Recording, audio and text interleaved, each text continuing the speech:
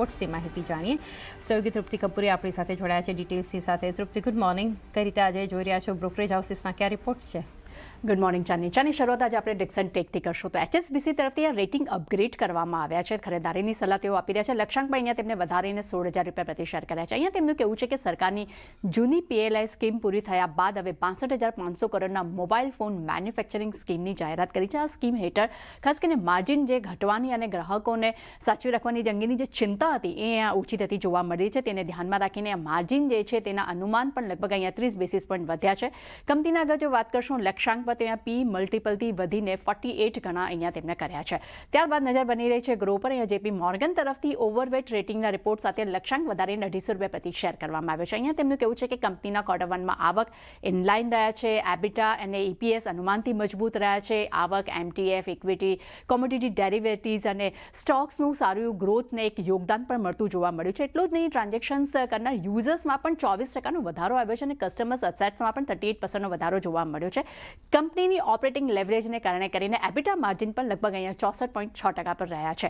જેફરીઝ તરફથી પણ ખરીદારીની સલાહ આપણને ગ્રો માટે જોવા મળી રહી છે. અહીંયા પણ તેમને લક્ષ્યાંક વધારીને 250 રૂપિયા પ્રતિ શેર કર્યા છે. અહીંયા તેમનું કહેવું છે કે નીચા ઓપરેટિંગ ખર્ચને કારણે કરીને એબિટા અનુમાન કરતાં સારા રહ્યા છે. ઓપ્શન્સ રેવન્યુ શેર્સમાં લગભગ 52% અહીંયા ત્યાં ઘટાડો આવ્યો છે. પરંતુ બીજી તરફ નવા બિઝનેસ, MTF અને કોમોડિટી વેલ્થનો હિસ્સો જે છે અહીંયા લગભગ 14% વધતો જોવા મળ્યો છે. FY27માં US સ્ટોક્સ લોન્ચ થવાથી FY28ના અર્નિંગ્સમાં લગભગ 5-9% વધારો થઈ શકે છે તેવી તેઓ અપેક્ષા રાખી રહ્યા છે. અને રેગ્યુલેટરી રિસ્ક ડેફિનેટલી અહીંયા યથાવત છે, પરંતુ RBIના ફેરફારોની અસર જે છે અહીંયા મર્યાદિત જોવા મળવાની તેઓ ધારણા રાખી રહ્યા છે.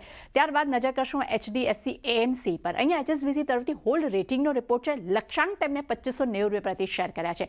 અહીંયા તેમનું કહેવું છે કે QOQ ધોરણે ક્વાર્ટર 1માં યીલ્ડ જે છે તે 2 બેસિસ પોઈન્ટ વધ્યું છે. સરપ્રાઇઝ કર્યા છે, પરંતુ સામે AUM માર્કેટ શેર જે છે તે પણ અહીંયા લગભગ 20 બેસિસ પોઈન્ટ QOQ ધોરણે ત્યાં ઘટાડો જોવા મળી રહ્યો છે. પરંતુ હેલ્ધી ફંડામેન્ટલ છે, પરંતુ અહીંયા રીરેટિંગ માટે મજબૂત પરફોર્મન્સની અહીંયા ખાસ જરૂર પડશે.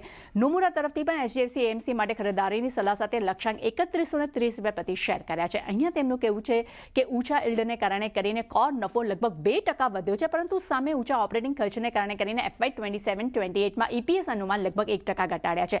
ત્યાં છેલ્લે નજર કરશું ICICI પ્રો લાઈફ પર. નોમુરા તરફથી ખરીદારીની સલાહ સાથે લક્ષ્યાંક 710 રૂપિયા પ્રતિ શેર કર્યા છે. અહીંયા તેમનું કહેવું છે કે FY26માં VNB માર્જિન અહીંયા વધ્યા છે, અનુમાન કરતાં સારા રહ્યા છે. FY27માં પણ તેઓ 12% AP અને 15% VNB ગ્રોથની અપેક્ષા રાખી રહ્યા છે.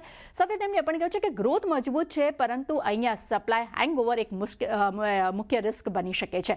અને છેલ્લે HSBC તરફથી પણ અહીંયા ICICI પ્રો માટે રિપોર્ટ આવ્યો છે. તેમને ખરીદારીની સલાહ સાથે લક્ષ્યાંક 690 રૂપિયા પ્રતિ શેર કર્યા છે. અહીંયા તેમનું કહેવું છે કે AP ઇનલાઇન છે, મજબૂત માર્જિનને કારણે કરીને VNBમાં પણ સારો એક ઉછાળો જોવા મળ્યો છે. અને FY28માં EVના લગભગ 1 ગણા પર આકર્ષક વેલ્યુએશન તેમને લાગી રહ્યા છે. એટલે ચાની આ બધા જ બ્રોકરેજ રિપોર્ટ આવ્યા છે, જેના પર એક ખાસ નજર મળશે. દરેક એક એક્શન પણ સારી એવી જોવા મળી શકે છે. જી તૃપ્તિ, આભાર આપનો બધા બ્રોકરેજ રિપોર્ટ્સ પર માહિતી માટે.